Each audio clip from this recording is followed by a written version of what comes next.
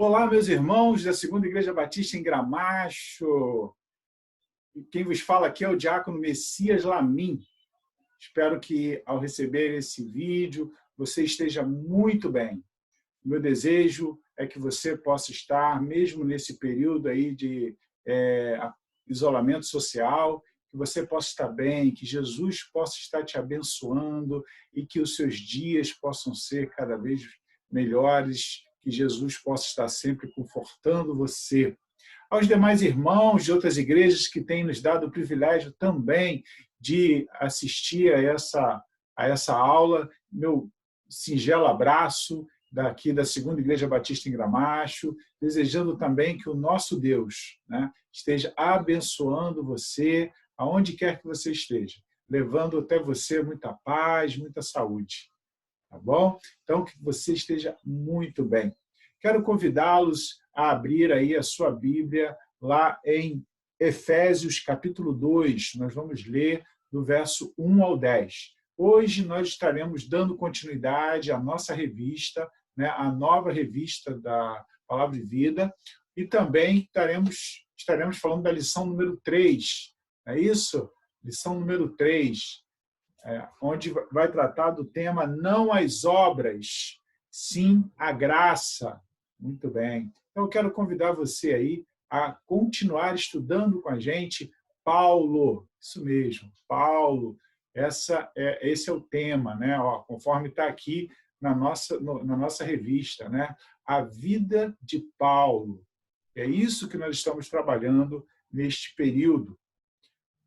Então, lá em Efésios, capítulo 2, verso de 1 a 10, diz assim: Ele vos deu vida, estando vós mortos nos vossos delitos e pecados, nos quais andastes outrora, segundo o curso deste mundo, segundo o príncipe da potestade do ar, do espírito que agora atua nos filhos da desobediência, entre os quais também todos nós andamos outrora, segundo as inclinações da nossa carne, fazendo a vontade da carne e dos pensamentos. E éramos, por natureza, filhos da ira, como também os demais. Mas Deus, sendo rico em misericórdia, por causa do grande amor com que nos amou, e estando nós mortos em nossos delitos, nos deu vida juntamente com Cristo. Pela graça sois salvos, e justamente com Ele nos ressuscitou e nos fez assentar nos lugares celestiais em Cristo Jesus, para mostrar nos séculos vindouros a suprema riqueza da sua graça em bondade para conosco em Cristo Jesus. Porque pela graça sois salvos, mediante a fé. E isto não vem de vós, é dom de Deus, não de obras, para que ninguém se glorie, pois somos feitura dele, criados em Cristo Jesus para boas obras, as quais Deus de antemão preparou para que andássemos nela. Amém? Que Deus abençoe a sua palavra neste dia. Queridos irmãos, é um privilégio muito grande estar falando com vocês, tratando de um tema tão relevante, né? E sobre um homem que foi também tão relevante para o Evangelho, o crescimento da igreja. Paulo, apóstolo dos gentios. Se hoje a palavra de Deus chegou até você, chegou até mim, chegou ao Brasil, é porque um dia Deus levantou um homem como Paulo, para que ele, então, levasse a mensagem a todos aqueles que não são Deus, aos chamados incircuncisos, aos chamados fora da religião judaica. É isso? Então, nós que não somos judeus, nós tivemos o privilégio, né, de sermos evangelizados, né, e tudo começou com Paulo, não é verdade? Tudo começou com Paulo. E no texto que nós acabamos de ler, em Efésios, a gente vai perceber aí Paulo deixando muito claro qual é a mensagem de Cristo, né? Qual é a mensagem de Cristo? Principalmente quando ele diz que nós somos salvos pela graça. Nós somos salvos pela graça, porque Deus nos abençoou. E o que seria a graça? Graça é o reconhecimento, né, do Evangelho, de Cristo, da palavra de Deus em nossas vidas. Graça é o que Deus fez por nós. Nós reconhecemos a Cristo como Salvador. E pela graça ele nos salvou. Não vem de obras, não vem de boas ações, mas vem da bondade de Deus para conosco. E o que nós vamos ver durante esse momento, né, esse período aí, é exatamente um Paulo, um fariseu, uma pessoa criada, né, no meio judaico, né, como ele era judeu ortodoxo, uma pessoa preparadíssima quanto à Torá, questionando exatamente a lei, né, do Torá, questionando esses documentos, essas regras da igreja. É isso que nós vamos ver. Nós vamos ver um Paulo questionando tudo aquilo que ele aprendeu durante toda a sua vida. Um Paulo que começa a levantar uma voz diferente daquele Saulo, né, que prendia os cristãos, que caçava os cristãos, porque estava cegamente acreditando no Torá, na lei. E aí Paulo começa a trazer à luz vários temas concernentes à sua nova vida, né, o seu novo entendimento sobre a palavra de Deus. E o que nós vamos ver aqui? Um Paulo exatamente questionador do Torá. Um Paulo que vai mostrar que, mesmo ele sendo extremamente zeloso, mesmo ele tendo sido criado da forma que foi, né, muito obediente à lei, ele agora começa a trazer à luz questionamentos que não fazem parte da lei. Por quê? Porque o que nós vamos ver ao longo da nossa lição, Paulo percebeu que a lei não salva ninguém. A lei, ela mostra para as pessoas o seu pecado. Ela identifica o pecador, mas ela não leva o pecador à salvação. Então, nós vamos começar a verificar um Paulo trazendo à luz vários temas com relação a esse ponto que era muito discutido na época. Paulo trouxe, né? Paulo levou naquele momento as pessoas a pensarem diferente, mudando um pouco a lógica da maneira, o método, né? A forma como as pessoas estavam idealizando o conceito de Cristo ali. Então, eu quero muito que você comece a refletir sobre isso, sobre essa forma, esse modelo, esse novo entendimento, né, com relação à lei e com relação ao Evangelho. Né? O que Paulo, de fato, traz para nós como referência, né, que é a palavra de Deus, que é esse novo modelo de visão da lei, do Evangelho, daquela seita chamada O Caminho, né, que ele caçava e que agora estava se transformando numa, de fato, igreja, numa religião, né, um grupo muito grande de pessoas ali que estavam voltadas a seguir o grande Cristo, o Salvador. Bom, a primeira coisa, né, que o autor coloca aqui para a gente é algo que é chamado uma busca inadequada. É o primeiro ponto aqui da nossa lição. Né? Então, ele diz o seguinte, que Paulo não encontrou a justificação dos seus pecados na lei, mas na fé em Jesus. Né? Ou seja, a lei, como qualquer sistema religioso, não salva ninguém. A lei identifica o pecador. A lei não salva ninguém. A lei não leva ninguém à salvação. No texto aqui de Filipenses, que eu vou ler para os irmãos, né, capítulo 3, versículo 9, Paulo diz assim, ó, e ser achado nele, não tendo justiça própria, que procede de lei, senão o que é mediante a fé em Cristo. A justiça que procede de Deus, baseado na fé. Né? Então, no versículo 8, ele deixa claro assim, ó, sim, deveras considero tudo como perda, por causa da sublimidade do conhecimento de Cristo Jesus, meu Senhor, por amor do qual perdi todas as coisas e as considero como refúgio para ganhar a Cristo. Então, a gente vai perceber que todo o aprendizado de Paulo, tudo aquilo que ele aprendeu, tudo aquilo que ele, por anos, foi educado, ele considera refúgio, ele considera algo que não serve para nada, né, no primeiro momento. Ele considera aquilo que não vai acrescentar nada na vida dele. Exatamente porque não leva ele à salvação. Leva ele apenas a entender o pecador que ele é. Então, a lei ela é muito mais um sistema religioso, uma forma das pessoas saberem o quanto pecadoras elas eram, mas que não abria as portas dos céus para essas pessoas.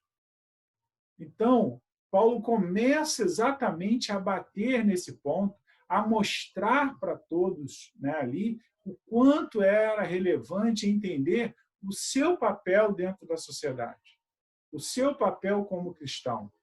O sistema religioso não salva ninguém. O sistema religioso, no máximo, vai mostrar que você está errado por algum método que você não seguiu daquele sistema. E é isso que Paulo começa a chamar a atenção aqui. Outro ponto é que, às vezes, as pessoas elas encontram paz em alguns sistemas aí, religiosos que existem. Ah, mas eu estou em paz. Está em paz porque, muitas das vezes, satisfez ali algum desejo do seu coração. Mas quando a gente fala de Cristo, quando a gente está falando de salvação em Jesus Cristo, a gente não está falando de um sistema religioso. A gente está falando da palavra de Deus, a gente está falando da salvação em Jesus Cristo. A gente não está falando de modelos religiosos que coíbem, proíbem determinadas coisas. É importante a gente não se esquecer disso. A lei era um sistema religioso e Paulo chamava atenção para isso, né, durante o seu processo. Tanto é que no texto que eu acabei de ler para você aqui, né, ele diz assim que sim, deveras considero tudo como perda. Tudo que ele aprendeu, tudo que por anos ele aprendeu dentro da igreja, ele diz que considera como perda. Por quê? Porque eram apenas modelos, métodos que ele deveria seguir. Ele caçava os cristãos porque ele tinha métodos, modelos que dizia que todas as pessoas que não seguissem a regra, que não seguissem o Torá, deveriam ser presas ou mortas. Olha isso. E aí vem Jesus Cristo e diz o seguinte, ó, tenha vida em abundância. Vinde a mim, todos que estáis cansados e oprimidos, e eu vos aliviarei. Muda todo o contexto. Tanto é que Jesus Cristo confrontou diversas vezes exatamente essas pessoas, quando quiseram, por exemplo, apedrejar a mulher adúltera. O que ele disse? Quem nunca teve pecado, que atire a primeira pedra. Ou seja, porque as pessoas seguiam um modelo. Ah, adulterou, taca a pedra. Ué, mas e o homem que adulterou? E os outros pecados? Entendem? Então, Jesus veio exatamente criar, né, mostrar um modelo diferente que leva à salvação e não a questões de modelos religiosos apenas. Então, isso era importante ser dito aqui. Né? Essa é a questão. Né? Só a fé em Cristo salva a pessoa. Sistema religioso algum pode nos salvar. Devemos dizer não às formas religiosas que criamos. Elas seguem a nossa mente, não a mente de Deus. Sistemas religiosos foram criados por homens, que fazem com que outros homens sigam. Mas e o que Jesus diz? O que ele diz a respeito disso? Hoje nós encontramos diversos sistemas religiosos aí matando pessoas, dizendo que estão fazendo isso em nome de Deus. Deus é vida, ele quer preservar a vida. É isso que Deus diz. Essa ideia de matar, de destruir em nome de Deus, não está na Bíblia assim, principalmente na época da graça que nós vivemos agora. Então, Paulo chama atenção para isso, né? E ele diz mais, obedecer à lei não era algo impossível. Nós temos aquele papo lá do rapaz com Jesus, né? Quando ele diz, Senhor, o que eu preciso? Está lá em Mateus 19, do capítulo 19, versículo 16 a 21. Ele diz, Senhor, o que eu devo fazer para me salvar? E aí Jesus fala, siga as orientações, né? Os 10 mandamentos, não adulterarás, não dirás falso testemunho. E aí o rapaz diz para ele, mas isso tudo eu faço já. Ele falou, ok. Então agora você faz o seguinte, se você quer ser perfeito, vende tudo que tens, doe aos pobres e segue-me. Então Jesus fez ele refletir sobre o modelo religioso. Por quê? Porque uma coisa é o modelo criado pelos homens. Uma coisa é o que Deus tinha determinado como mudança interna. Outra coisa é o que Jesus Cristo veio fazer. Quando Jesus começa a falar com esse rapaz, ele fala o quê? De mudança interior. Quando ele diz, você não vai mais adulterar, olha aí, você não vai mais desejar a mulher do próximo, não é isso? Você começa a perceber mudanças interiores. Vai obedecer seu pai e sua mãe. São mudanças do ser humano. É isso que Jesus está falando. Mudar o ser humano, fazer ele uma nova pessoa a partir da sua palavra. E não a partir de modelos religiosos. Importante isso, meus queridos irmãos, importante. Não adote modelos religiosos dizendo que isso é de Deus. Adote a Bíblia. Ela é o nosso livro de fé, regra e prática. Quanto à justiça há na lei, Paulo diz, eu fui irrepreensível. Porque ele seguiu o que a lei mandava. O que ele entendia como justiça na lei, ele seguiu. E é isso que nós devemos estar atentos. Porque Paulo era obediente à lei. Mas ele vai perceber lá na frente que essa lei não estava levando ele a Jesus Cristo. Outra coisa, a lei era transitória. O que isso significa? Se nós abrirmos Romanos, capítulo 3, versículo 20, nós vamos encontrar um texto de Paulo que diz o seguinte, Romanos 3, capítulo 20. Deixa a sua Bíblia aberta aí, para a gente ir trabalhando aqui. Visto que ninguém será justificado diante dele por obras da lei, em razão de que, pela lei, vem o pleno conhecimento do pecado. Viu? Então, ou seja, a lei era apenas um termômetro, uma forma de identificar que esse camarada, que essa pessoa estava em pecado, mas não estava levando ela à salvação. Então, Paulo chama a atenção para isso, que a lei era transitória, ela servia apenas para mostrar às pessoas o quanto eles estavam em pecado, o quanto eles estavam errados. Em Romanos 7, versículo 20, diz assim, mas se eu faço o que não quero, já não sou eu quem o faz, e sim o pecado que habita em mim. Percebe? Então, a lei só identifica o pecador. A lei não levava esse homem aos céus, não levava ele ao pecado. A lei era apenas uma forma, um modelo, né, que Deus ofereceu aos homens para que eles tomassem consciência das mudanças que eram necessárias para a sua salvação quando Jesus Cristo viesse. Então, é importante que a gente entenda isso, né? A graça nos faz aproximar de Deus. A graça nos leva a nos aproximarmos de Deus. E a gente precisa entender essa questão para quê? Para que a gente não fique repetindo a lei, mas sim a graça de Jesus. Aquilo que, de fato, ele fez por cada um de nós. Então, Paulo percebe que foi frustrante na vida dele tudo aquilo que ele seguiu da lei, tudo aquilo que ele obedeceu da lei. Para ele, quando ele aceitou a Cristo, quando ele foi salvo em Jesus Cristo, não serviu para mais nada.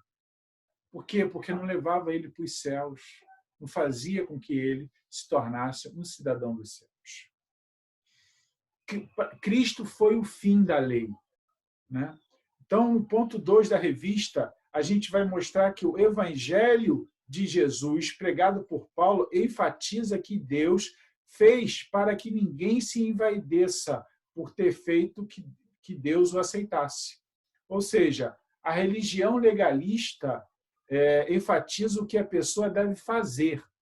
O evangelho de Jesus, né, pregado por Paulo, enfatiza o que Deus fez. Vê a diferença? Né? Então, exatamente a grande questão aqui é que a gente possa perceber que uma coisa é o que o ser humano, o homem, a mulher, o ser humano, ele precisa entender como erro. A lei estava ali para mostrar isso. Olha, você errou. Você vai pagar um preço por isso. No entanto, ela não levava esse ser humano aos céus.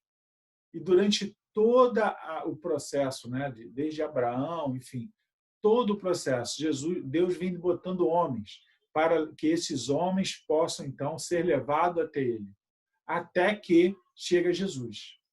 Durante toda a história, a gente vai perceber isso. Todos os líderes levantados por Deus estão fazendo com que os homens sejam levados até Deus, para entender, na verdade, o seu caminho, para entender a visão de Deus para a sua vida. Então, para que, a partir do modelo que ele identifica como erro, falha, ele possa, então, mudar a sua vida e se voltar para Deus. Para que ele peça perdão pelos seus pecados. Para que ele mude o seu comportamento. Né? Então, Deus nos aceita não pelo que fizemos, mas pelo que ele e Jesus fizeram na cruz. Né? Ou seja, veremos isso depois no estudo sobre a doutrina da reconciliação, o pastor coloca aqui. Mas guardemos desde agora que Deus estava em Cristo e ele nos reconciliou consigo na pessoa de Cristo. Então, ou seja, Cristo é o nosso advogado, o nosso reconciliador. Então, quando você se aproxima de Cristo, quando você aceita Cristo como Salvador, você volta para Deus. E aí o Espírito Santo toma conta de você. Você passa, então, a perceber que Deus é esse que você serve a partir da leitura da sua palavra, a partir do aprendizado da sua palavra. Por isso é muito importante que a gente tenha muito claro na nossa mente o que a gente está fazendo, de que maneira nós estamos servindo, né, a Deus. Quando a nossa lição aqui, a lição de número 3, fala não as obras, mas sim a graça, ela está falando, né, como esse tema está sugerindo exatamente que a gente pare de olhar a obra como caminho para os céus, mas que o caminho para os céus está na graça, na salvação em Jesus Cristo. É isso. E é óbvio que uma vez salvo em Jesus Cristo, as obras virão, mas não são elas que vão nos levar aos céus. Mas as obras virão porque nós passamos a ter amor para o nosso próximo. Nós passamos a querer estar próximo dos nossos amigos e irmãos. Queremos fazer mais pelas pessoas também. Okay? Então, Deus, ele de fato permite isso. Ele abre o nosso coração nesse sentido. Né? Deus Pai e Deus Filho fizeram a obra de reconciliação. Lá em João, capítulo 16, nós vamos encontrar Jesus falando sobre sobre a vinda do Consolador, o Espírito Santo, aquele que vai falar de Jesus. Aquele que vai ser o que o pastor chama aqui, né, de embaixador da graça, né? Ele fala aqui.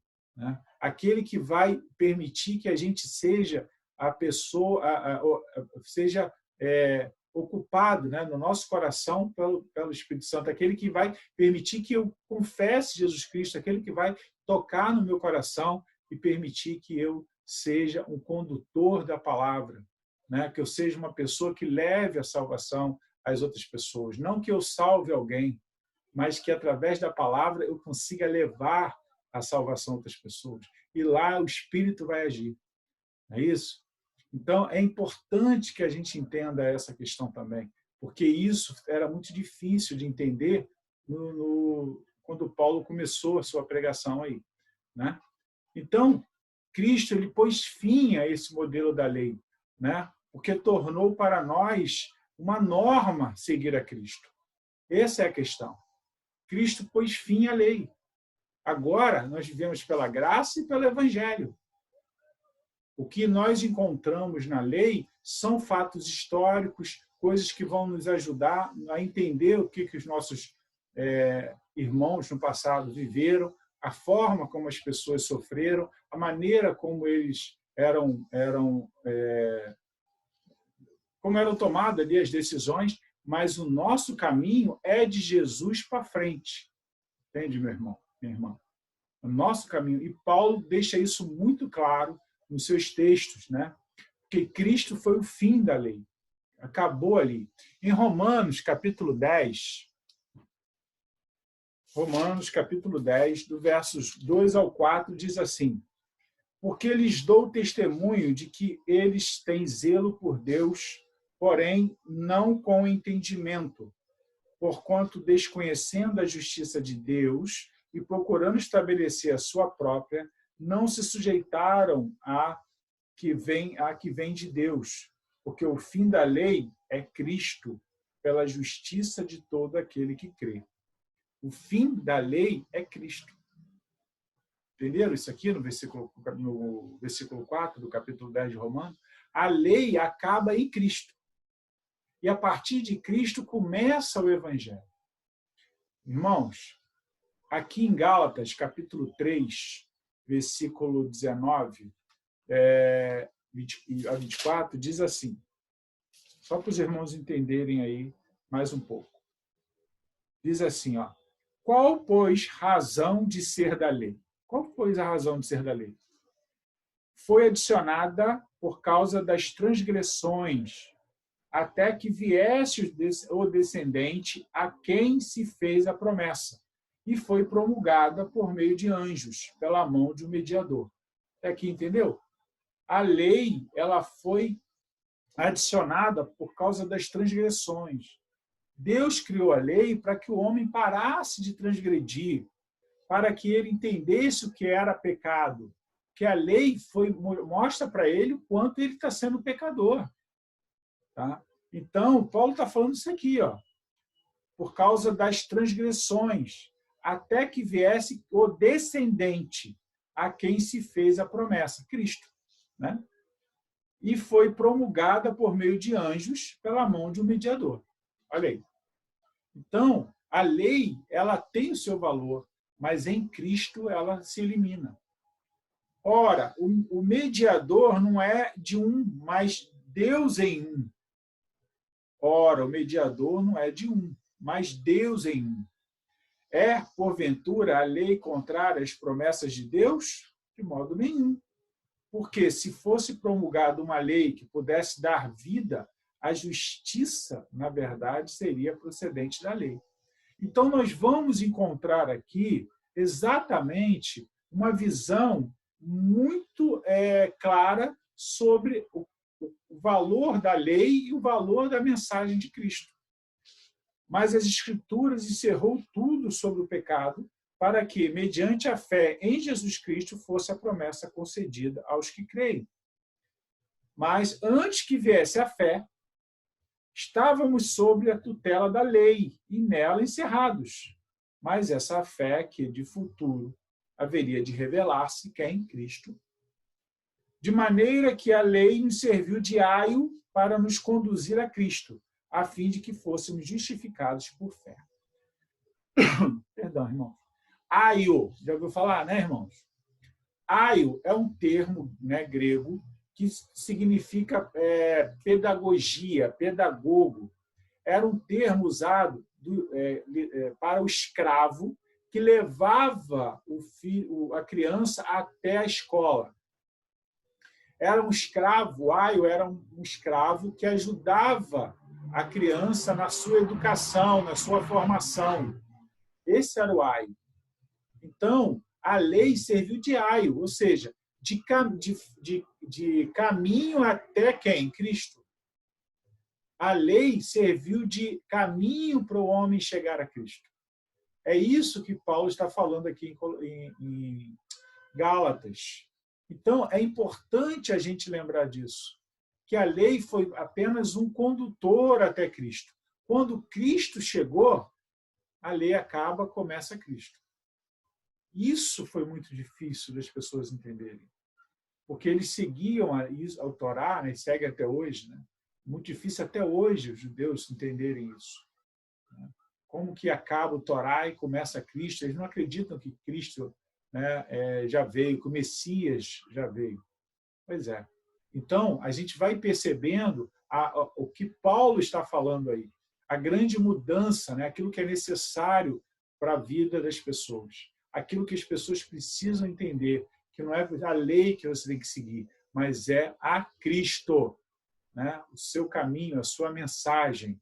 É isso que é importante entender aqui, né? Então, a lei serviu de aio, serviu de condutor, de apenas para você chegar até Cristo, né? É importante entender isso aí. A lei apenas foi um pedagogo, né? Alguém que ensinou, conduziu até Cristo.